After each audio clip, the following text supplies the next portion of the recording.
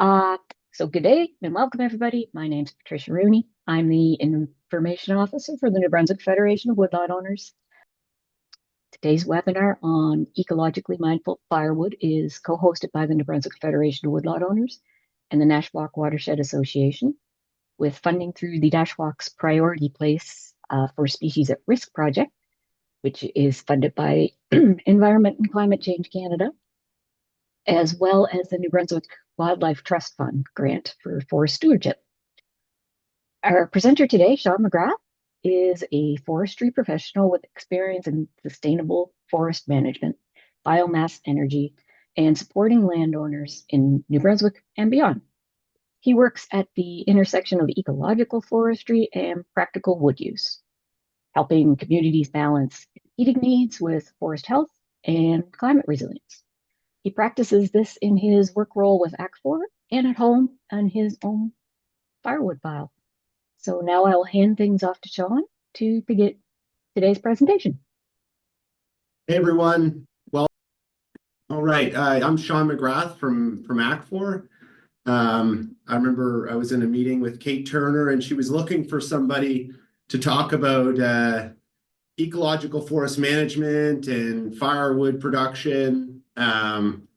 And although we do have a commercial firewood line, I feel like most of my where I've kind of dove deep on energy generation from wood has come from a commercial institutional background as well. We have a little bit about ACFOR. We've been doing Acadian Wabanaki forest restoration since about 2008.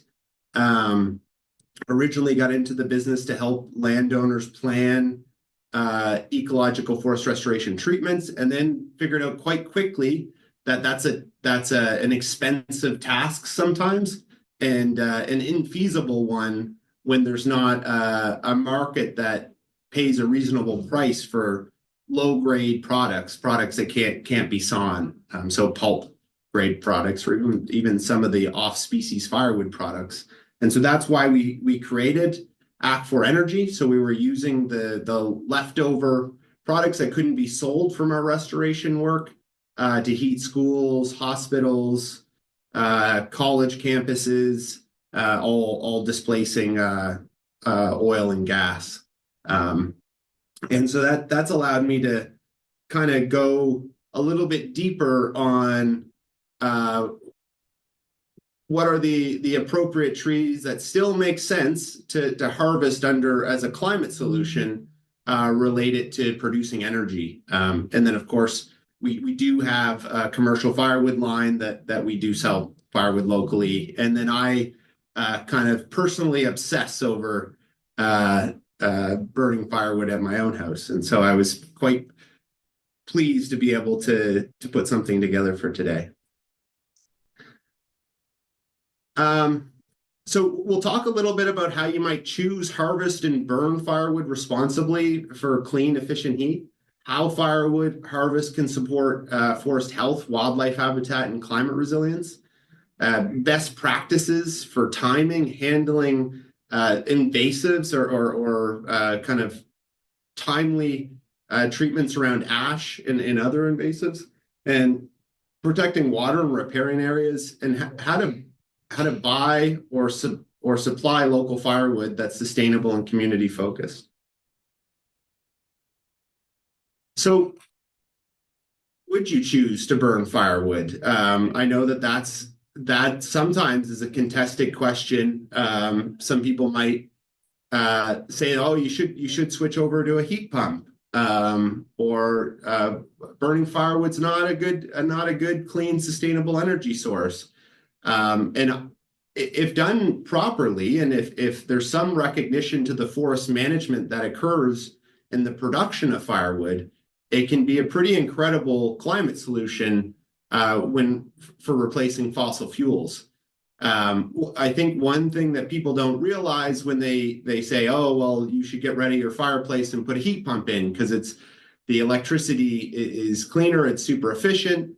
That might be true if we were on a grid that was primarily that was dominated by renewable low carbon generating fuels.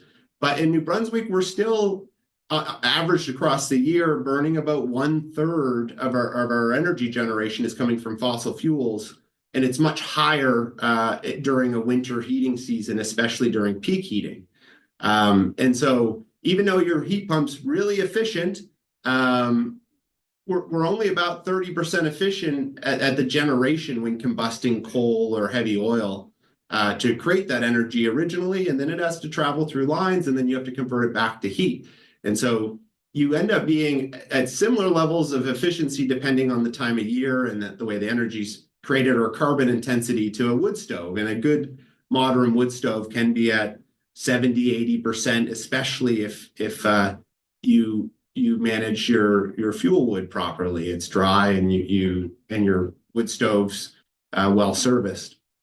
There's nothing more secure as far as a critical service during the winter time. So obviously we will tend to have outages. Like, we're pretty rural in New Brunswick, and so we will have outages. And if there's an outage and it's -10 or -20, really wood's one of those unique fuel types that doesn't require any electricity to operate, and so it's pretty resilient to disruption.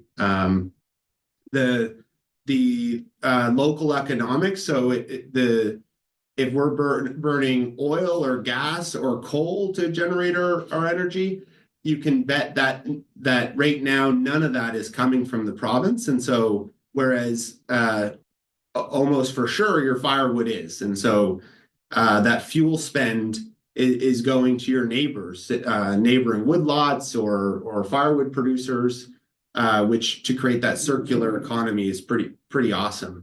We always tell that story. Like, for instance, I was just speaking to a college that we heat, and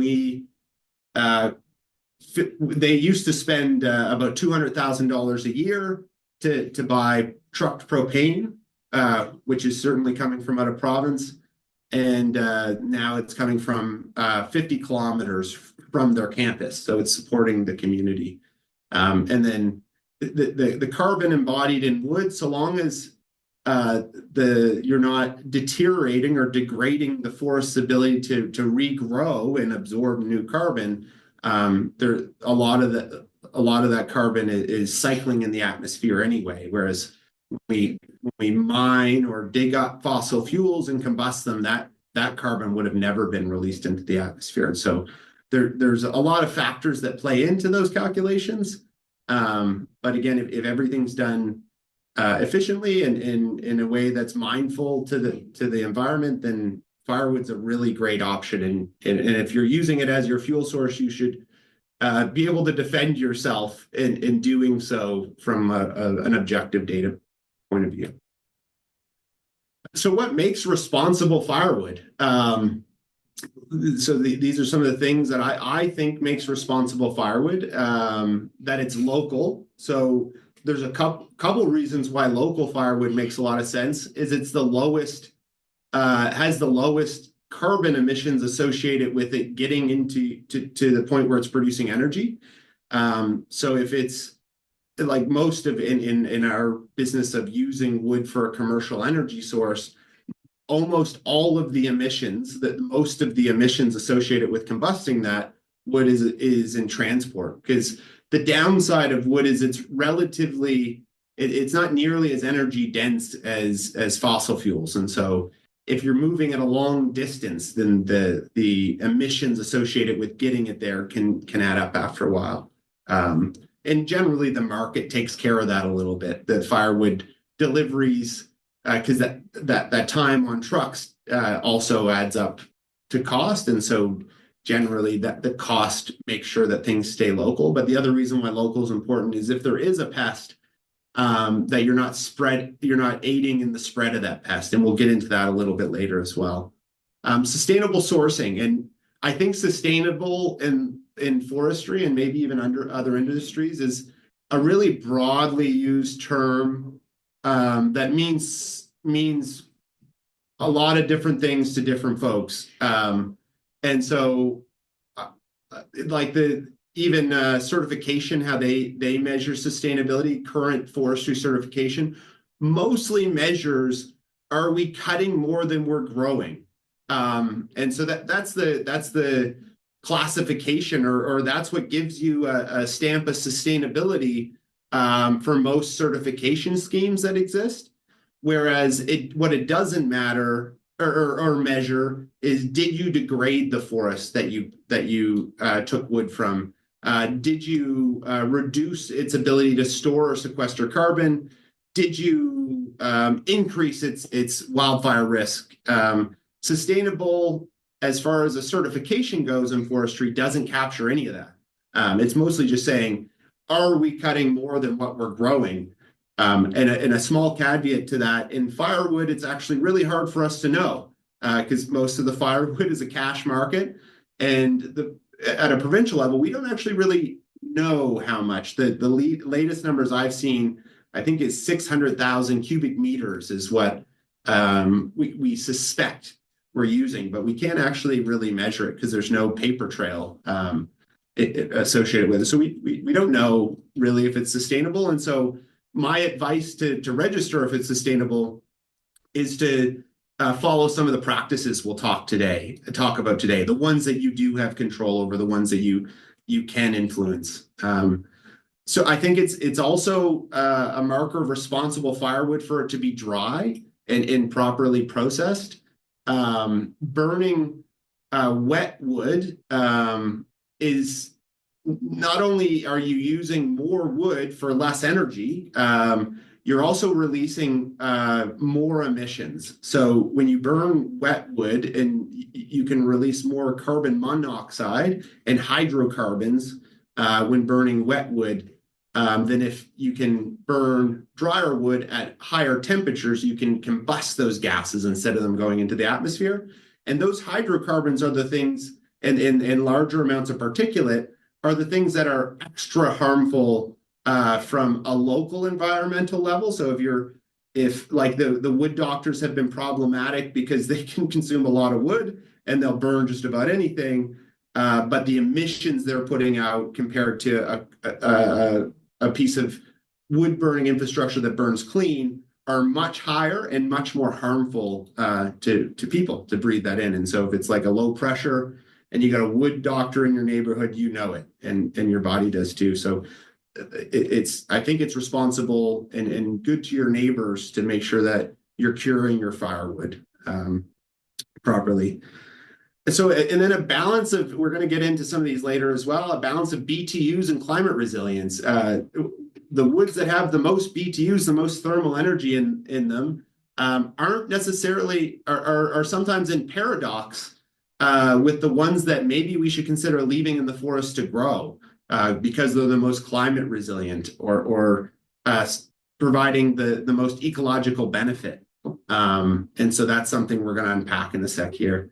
And then avoiding harm to wildlife where possible. You can consider avoiding harvest during nesting season. And so we'll talk about that. And then trying to retain any wildlife trees that you can. So there's a lot of information on this slide, and we're not going to unpack it here today, but I put it in so that people can reference it later as a source of information. And I basically just compiled the species that you may or may not decide to burn in New Brunswick. I just tried to capture most of the larger trees in New Brunswick, and then display their approximate heat value in million BTU per cord. Like you don't really need to know what those units are. You just need to know them relative to each other. And then a little bit of advice on how energy dense they are and how you might handle them to optimize the energy you can get out of them. And so what you'll notice is obviously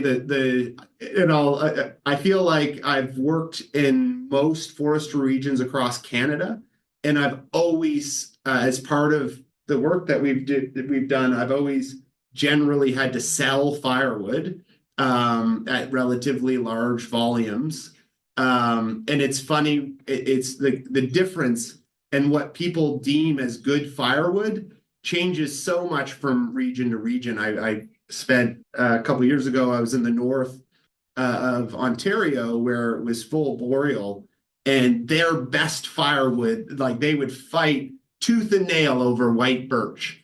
And then the next best they could get their hands on was tamarack.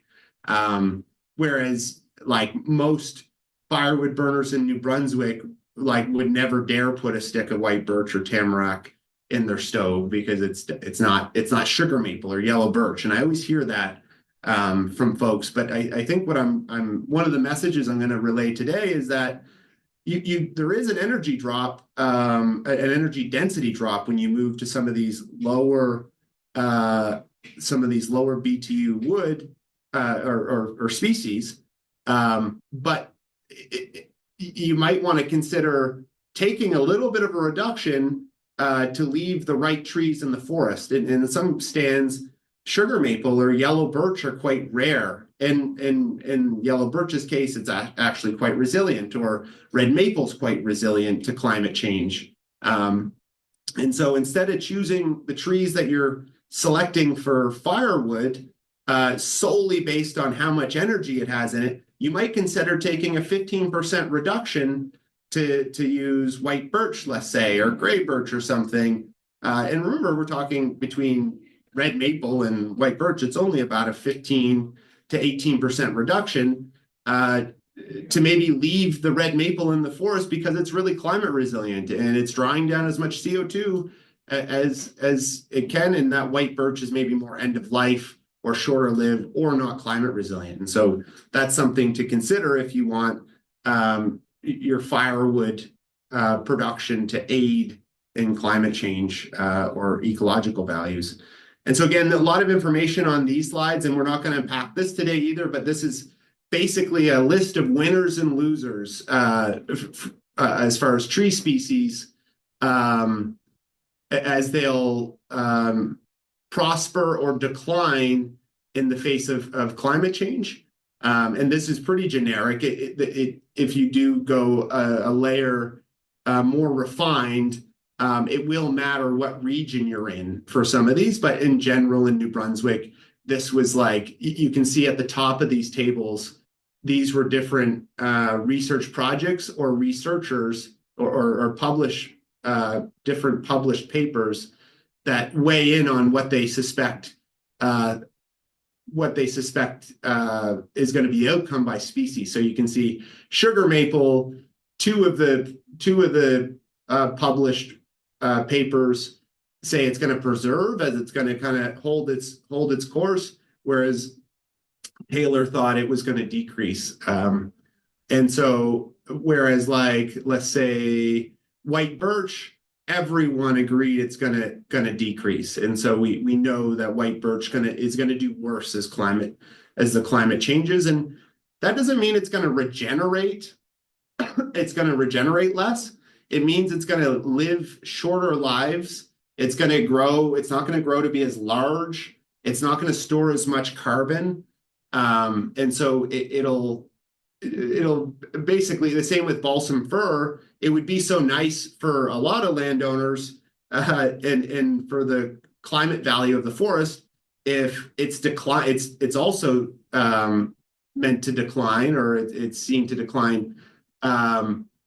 And it would be so nice if it stopped regenerating so vigorously, but that's not true. Actually, some research suggests that our climate is actually going to be more ideal for regenerating fir, but it just won't grow as vigorously, as large, or as long, and therefore it'll become less value on a lot of the ways we measure value in trees, whether that's for products or habitat or carbon sequestration. And so I guess the last two slides, what I'm getting at is you can consider more than just BTUs when you select your firewood. And maybe you'll consider using your wood stove as a vehicle to pay for the removal of a birch that could be overtopping a red maple, that red maple's slated to be a winner in climate change. And so even though the red maple has 15% more energy, it's slated to do really well, and it's probably serving you better left in the forest. And if that white birch is in competition with it, you might choose to remove the white birch instead. Just some food for thought. So how do we deal with emerald ash borer? We've been asked this quite a bit as things unfold. Well, first of all, let's acknowledge that ash, as far as from like a BTU perspective, is a reasonably good firewood. Dries, like you can burn it nearly green with, like you should still dry it, but it dries quick. It processes really easy. There's nothing more confidence boosting than swinging your axe through a piece of ash after fighting with some yellow birch for a while. So it is a great firewood, but obviously it has a lot of ecological value, and it is expected to do okay with climate change, although like from a pest perspective, not a climate perspective, we're in for it. So I'm sure everyone has heard of emerald ash borer, or EAB, but it's a pest that essentially, when it infests the stand of ash, will kill everything above a certain diameter, or I should say most. There is observations of genetically resistant strains of ash. I think it's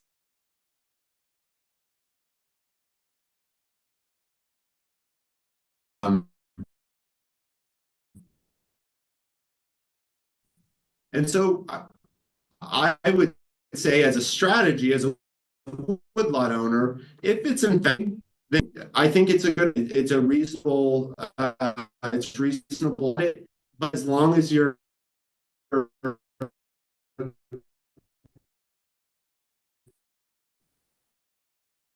burning it locally, I think that's a really important factor.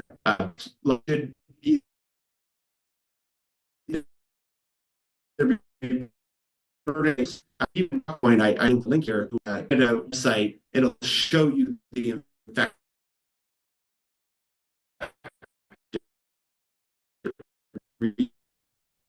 Shawn, we're having some problem hearing you. You keep freezing a bit.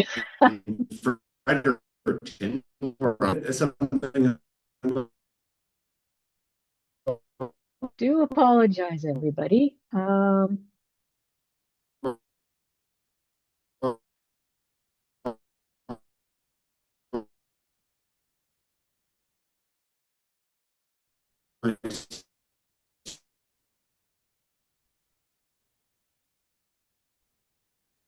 Shawn, you've frozen up completely. We may have to get you to log out and back in again. I do apologize, everyone. Let's see. But I'll just change my internet.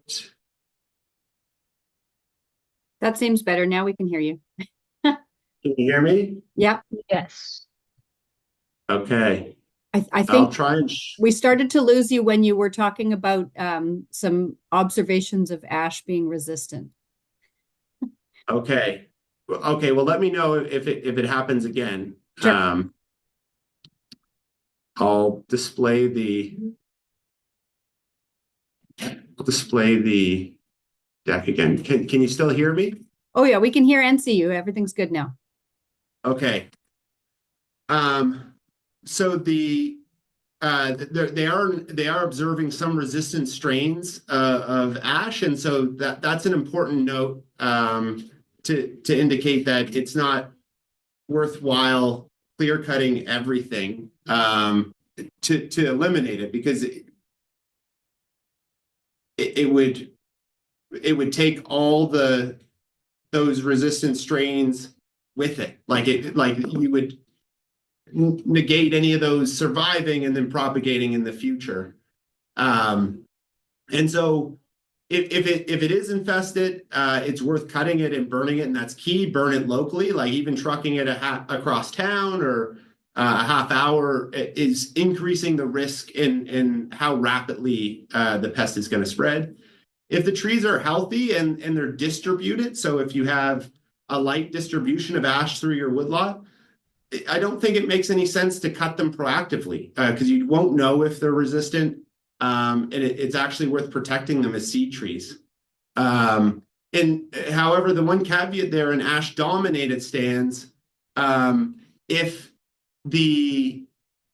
let's say you have greater than 60% of your canopy is ash, it is worth considering a preemptive thinning to start just breaking up, adding more species like biodiversity to your canopy and age classes, so that if you do get infected by ash, you're not losing 60%, 80% of your canopy all at once. You've started to create multiple age structures, and you're recruiting other species to replace the ash that might die in the future. And then I added a link to the regulated zones, and where I am today in Fredericton, we are in a regulated zone, and so legally you're not allowed to move any of ash outside of that zone. But I would say best practice is to not move it at all if you can avoid it. Like burn it right in your neighborhood if it's possible. The one caution is we have an arborist on our team, and he's been removing some of these ash trees, and they're a really strong wood, but once they start to decay, they become very brittle, like they almost shatter. And so just be really cautious if the trees are fully dead. I'm not here today giving any felling advice or logging advice, but just an extra caution that they become a very dangerous tree to fell once they start to decay. So what about blowdown? How should we treat blowdown? It seems like, well, obviously we should just clean up all of that and burn it, because if not, it's just a waste. I don't know that that's the whole story. A certain amount of blowdown and rotting coarse woody debris in your forest is a super important part of the ecosystem. And so, like without it, some microbiology and some critters just won't exist in the future. And so what sort of rules or advice would I give there? I might go ahead and feel free to use smaller, like let's say 20 centimeter and below diameter and below. Blowdown has less ecological value, and make sure that you're leaving some of the larger trees blow down to fall down, break up, decompose, get cavities. Oftentimes, like the trees featured in the picture, generally have lower firewood value anyway, because they've already started to decay in the center. They're not that great to handle if you're processing the firewood by hand. Well, and even a lot of those trees, any firewood processor won't handle well either. So it's an example of a kind of how we measured the paradox of BTUs versus climate resilience.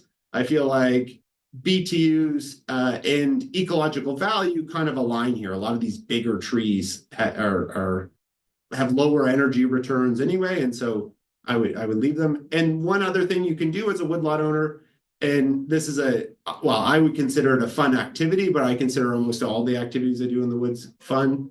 But to go through your forest and pick 6 meters squared per hectare, so about 5 to 10 big trees per hectare or 2 to 3 per acre, and mark them as permanent retention, as in you're committing to let those trees rot and fall down, and they'll never be harvested. They're meant to end up like the tree on the right here.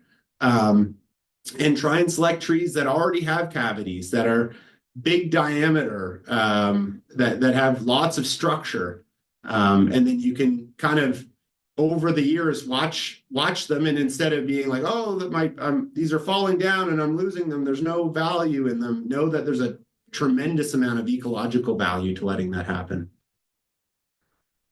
So what works for birds and burners? If you can, avoid active harvest between April and August. That's the nesting season for most of our birds. Some of them fall outside of that, but for the most part, it's April to August. Your best timing from a bird perspective or a wildlife in general perspective, and when the trees are driest is late fall and throughout the winter, because that's when the trees actually have the lowest amount of moisture. And another thing there is the bark on the trees you plan on leaving is a little bit harder to damage. And so like in the spring, for instance, all your bark's really loose, and in the summer it's a bit loose as well. And so if you hit it while dragging a log out or felling a tree, it's much more likely to have large amounts of damage if you're harvesting in the spring or summer. And so winter really makes a lot of sense. And then if you can process the wood early, like throughout the winter or early spring, then you can have it dry enough in some of the species to combust before that winter. And ideally you're a year ahead and you can let it sit for 12 months. And then anything that you see a cavity in, like you can see up here with the pileated in its cavity, I would avoid harvesting any of those. Those become your permanent retention trees. There's probably very little energy in those anyway, and they have a lot of habitat value. So riparians. So I'm talking about for the way that we describe it from a regulatory way or in practice is 30 meters from water bodies and wetlands. And essentially, like, you can get a little bit more into the regulation if you choose to, but for the purposes of this talk, I would suggest just leaving everything within that 30 meters. Like some of your permanent retention, like you will lose trees in there, and that's fine. They add to the ecosystem, but I would just stay out of that 30-meter buffer from any streams, lakes, ponds, forested wetlands. And that's it protects the water, prevents erosion, and it provides cooler fish habitat. Definitely, as you're getting closer to some, be very cautious about rutting. One, it's more likely that you will rut in some of those wetter soils, but it also has much higher risk. So if you rut on the slope above where we're looking, the top photo, then all of that sediment is going to run into this creek and cause some major damage to the species of fish and aquatic animals that live in that creek. And so, and if you are ever going to install a crossing, a culvert, like to extract firewood, or a bridge, or you just have to work really close to a water course, like within that 30 meters, then you should consult the watercourse alteration, watercourse wetland and watercourse alteration act. And so I provided a hot link here for you to check out, and it kind of lays out what you can and can't do and when you need to ask for advice. And I think they even post a list of professionals to advise around what to do close to watercourses. So this is kind of like outside of the forest, and so you might say, well, why is he talking about processing and storage? Well, the two things: the better you, the drier your firewood is, and the better it's processed to perform as a source of energy, the less you're going to need, the less you're going to emit. And then some of those species that currently a lot of New Brunswickers, you can see in my firewood pile on the right, a lot of white birch that people aren't super into. Some of it's just that I don't know that we handle them in a way that optimizes the energy. We don't process them in a way that optimizes the energy output. And so I'll start there with white birch. I always hear a lot of landowners say, oh, it just rots before it ever dries and there's not a lot of energy in it. But I had a friend over from Finland this summer, and they drool over white birch. And he said, like, it's just customary. As soon as it comes off the stump, it's cut and split and piled and covered. White birch, even small diameter white birch, won't dry really before it starts to decompose unless you split it. The bark is thick and waxy and won't release its moisture. And so it's a pain, it's a bit more effort, but I split even small diameter white birch. And it's an awesome shoulder season wood, like this time of year where you don't really need a 24/7 fire. You just need a fire in the morning to take the chill off. Even my wife can light a fire with the white birch. I hope she's not watching this. You want to get it off the ground, you want to cover it, and if possible, you want it to be ventilated. And so you can see the storage on the left. It's open to the air, and so it can dry down. And again, the drier the wood, the hotter it'll get, the cleaner it'll burn, and the safer it'll be. It'll create less creosote for your infrastructure. So I don't know in this group how many of you are buying firewood or producing your own, and so I wanted to mention, well, what can you do if you don't have a woodlot or you're buying firewood? How can you have an influence over the type of wood that you're buying?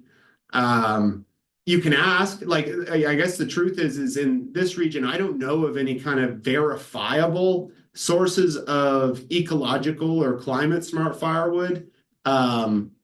But there definitely are people I would recommend that produce it in this region. I know I have a friend in Halifax that actually has like an ability to track the origin of the firewood to the consumer so they can see the type of management. We do that at a commercial scale. So we develop technology so biomass facilities, ones that heat college campuses, can track the impact on local forest to the kilowatt hour or megawatt hour created from that wood, so they can know that it's contributing to forest restoration instead of forest degradation. There's not really such thing that I know of available in New Brunswick right now, but if you get to know your contractor, the logging contractor that produces firewood, or if you get to know the firewood producer, there are great ones out there that do really care about the forest and manage it appropriately. And the more you ask, I think the more of a signal they'll get that says, oh, the market cares about this, and therefore I should care about it. And so you can ask them about some of the things that I've shared today, like what sort of logging practices produce this wood? Was it a selection harvest? What was the target species you were leaving? Like, because again, selection harvest is kind of a misused term sometime. And so there's no perfect way. There's no, you can't subscribe to something right now that I know of, but you can get to know some of your producers and ask some questions about how it's produced. You can ask if it's seasoned, if you're not going to have time to season it. Species mix, like you can ask like what they're providing you, and if it's split properly. So if it's white birch and it's still in the roundwood form and you don't have a means to split it, that's going to be problematic for you combusting it and getting any sort of energy out of it. You can look that it's lighter in weight and the ends are checked. There's a bunch of little splits in the end. That's an indicator that it's dried. I think if you can get to know your producers and select them, even if maybe it's a little bit more costly, somebody that has demonstratable ecological forest practice, and support them, that's a way that you can make your money influence forest management. And ask around. Like there's people I saw on this call that are in the woods and know different loggers or firewood producers, and so the community generally knows who's doing good practice and maybe who is more driven by low cost production only. And you can tell them that you care. And I think that's a big signal to them. I wanted to end on just some questions, and I'm going to open it up for discussion after this. Some questions for us to ask to the group. We don't have to talk about these, but this would be what I would kind of think about. Can I use firewood production or purchase as a way to make the forest around me more climate resilient? So the entirety of our business model on ACFOR Energy is it's not it's really a way to finance forest restoration, and the energy comes as a byproduct.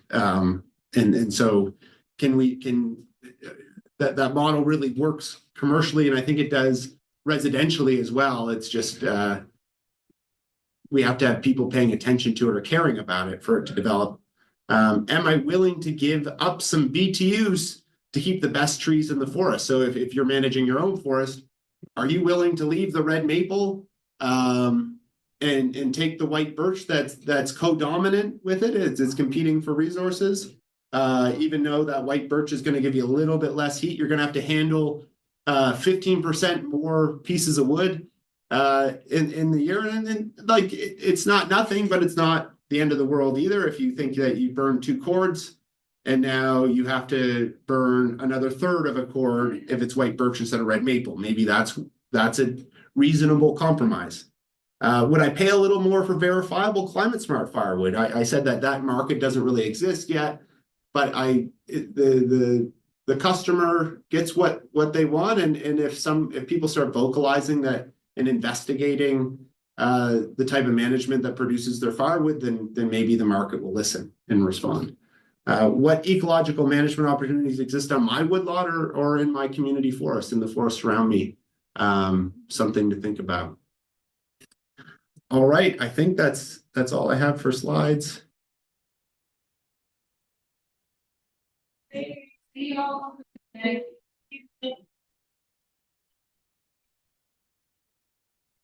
Well, thank you, Shawn. That's very, very interesting. Learned a lot so far. If anyone has any questions, feel free to type them out in the chat, or you can use the raise your hand option within Zoom. You can find that under React. Kate has a question, actually. Is it worth trying to burn balsam fir? I know it's not predicted to do well in the warming climate. Yeah, so that's one from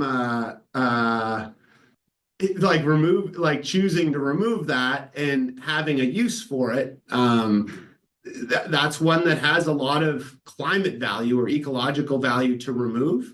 And if you don't mind handling more wood and like, for instance, it has about half the energy density of a sugar maple, and even far less than white birch, but it burns, and it can burn safely so long as it's dry. Some people, I feel like, associate some species with a lot of creosote, but creosote is more of a factor of moisture. Some of the wood's more resinous, so it pops more.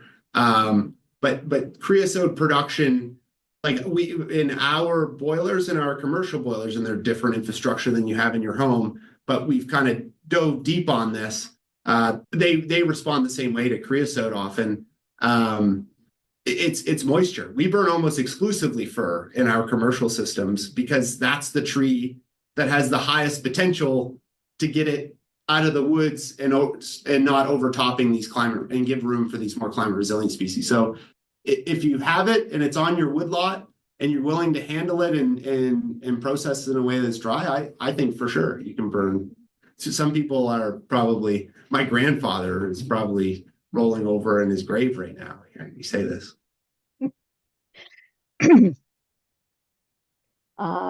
Jane has a question that I imagine a few other people probably do too. She has beech trees on her woodlot full of beech canker. There's no way to eradicate the canker. Would it be worth it to cut for firewood? Yeah, I think so. Beech has actually quite a bit of energy in it. And so there's lots of potential there. One thing about beech is it needs to be split pretty quick after you cut it as well. It'll start to decompose. If the wood retains a certain level of moisture, then it actually starts to break down before it dries. And so I suggest not leaving it in log form after it's harvested for a long time. Try and bucket and split it. And in fact, like with some of the advice on the beech management, especially if you're in the type of like beech sugar maple stand, your beech will dominate in the regen layer, will outcompete your sugar maple, and you might even have to cut at smaller diameters, and then you might, like, I'm meaning pole size or smaller, to allow your sugar maple to get over top of the beech layer. Otherwise, what ends up happening in a lot of our forests, especially just north of Fredericton, I notice a lot of it is becoming a beech shrub layer that won't let anything else above it. And so I think it's really wise to get in front of that as a woodlot owner if that circumstance is happening.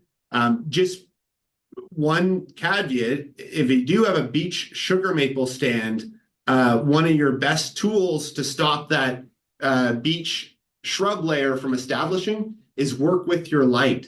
So if you open up, make too much canopy openings by cutting too much beech at once, you'll encourage more beech growth. Whereas if you can remove one and make small openings and keep more shade, then you might have a higher chance of selecting for more sugar maple or recruiting more sugar maple. Ralph Nyland's a famous silviculturalist from Vermont or Maine, once said to manage sugar bushes, it's you control the light, shoot the deer, kill the beech. And so that's a page out of his book. David actually has a question on emerald ash borer. How does it spread naturally? So the critters actually fly, and they have an ability to fly quite a bit under their own power, but they'll actually get into like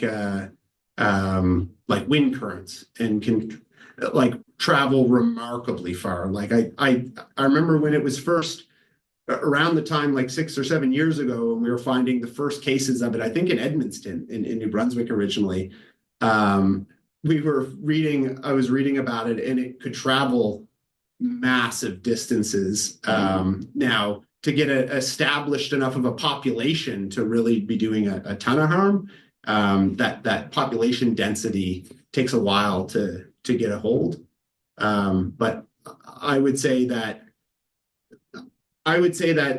we can't blame all of its spread on its own natural movement. I suspect that a lot of wood movement has made the spread more rapid, and there's been evidence of that. And so whenever people talk about ash or any other species with known pests, it's not something to be like, oh, I looked it over, I didn't see any signs of ash. I'm gonna take this wood into Nova Scotia to my family cottage.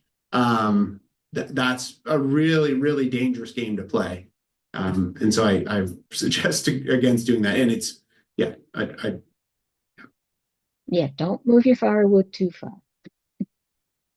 Always a good rule. I have lots of comments on here thanking you for all of your presentation, and especially on the canopy management. And a few agreeing with you about certain things. Mike has been burning fir and other junk wood, as he calls it, for years. About 60% of all his wood that he's burned for the fir. Don't see any other questions in the chat at the moment. I'll give it. I saw one. I see Chris Bubar. Chris Bubar's delivered firewood to me, and I've sold Chris Bubar firewood logs, and so we've gone both ways. And he mentioned most of us firewood producers buy our firewood logs from larger producers, logging contractors. It's very hard to know what practices are used when cutting, and I completely agree, Chris. It's sometimes tough to get quality firewood, and I feel like Chris, and I don't want to speak for firewood producers, but sometimes they get pressure. They can get a lot of pressure. They want, if they show up with a load and has one piece of white birch in it, then the buyer is saying, well, what's this? This is junk wood, blah, blah, blah. And so the conception that they need to have a pure load of sugar maple, I think, needs to be like, we need to start accepting some of these species that aren't the best and that they're still pretty good. And they are literally the best or better than the best that lots of other regions that rely on firewood combustion for thermal energy have, and they manage just fine with them. And then from a firewood producer's perspective, they do mostly buy from the market, and because their customers are wanting them to buy a very particular species mixture, it's oftentimes the firewood processor has to prefer to look for sources of pure sugar maple rather than something that's a little bit more has a little bit more species tolerance of different species, or lower firewood grade species. And then they can start focusing on being like, well, I want to support this person that's doing ecological forest management. And so I think this is a great step in making people aware that that burning white birch maybe has a little bit less energy value, but it still has lots of energy and might be the better ecological choice, so long as the forest management associated with it supports that. Makes sense. Nope, but a lot of good practical knowledge and information here. Does anyone else have any other questions that they'd like to ask right today? We still have a couple of minutes if so. If not, we can always end a little early and let Shawn actually have some lunch.